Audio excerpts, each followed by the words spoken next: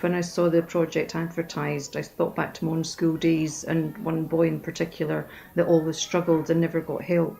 And he was a great friend of mine, but just never went on to do anything academic.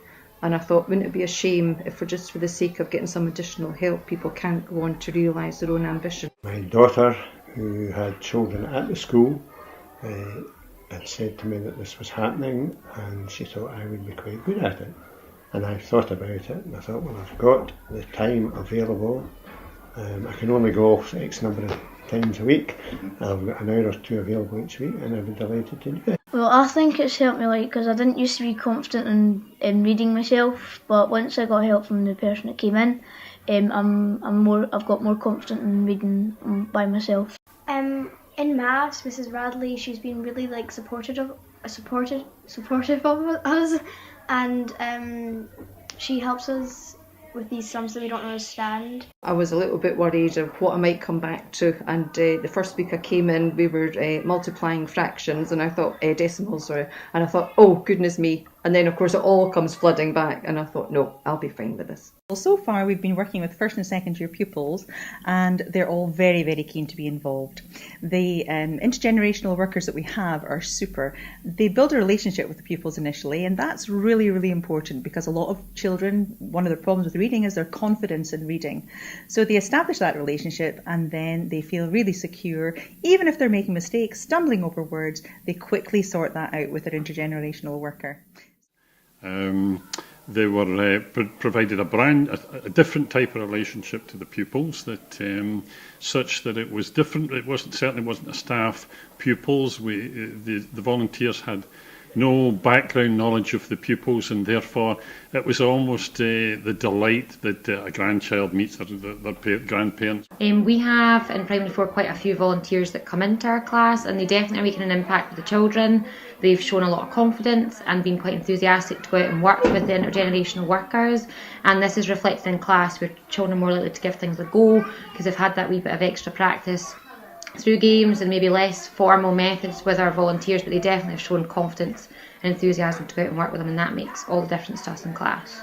Well, it's different because you don't have to ask the question to the teacher, because they might think it's silly, and your peers or something will think that it's silly, and so you can have someone to help you, and so you can understand it better. Well, Mrs. O'Malley helped me get some good ideas for the Boons comic that we were doing.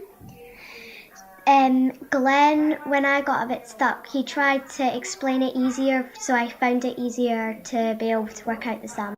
They're really kind to us, and they're respectful. I'm getting a lot out of it, because I just see the satisfaction in the kids' reaction to you. The kids' reaction has been lovely.